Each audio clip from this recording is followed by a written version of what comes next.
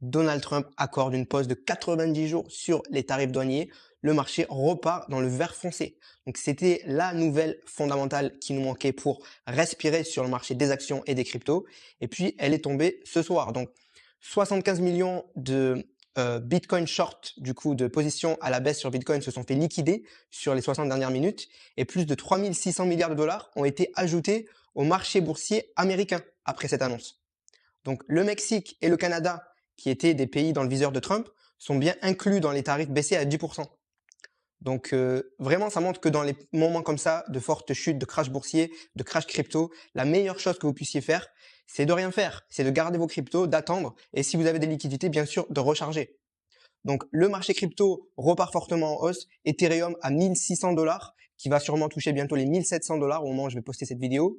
Le Nasdaq qui bondit de plus de 10% et enregistre sa plus forte hausse depuis octobre 2008, puisque en fait on avait baissé en début de journée et là on repart fortement en hausse. Et attention, accrochez-vous bien, Scott Bessent, du coup, qui travaille avec Trump à la Maison Blanche, précise que la décision d'attendre jusqu'à aujourd'hui pour annoncer la pause des tarifs douaniers, avec un tarif réciproque réduit à 10%, c'était une décision personnelle de Donald Trump, indépendante des réactions du marché.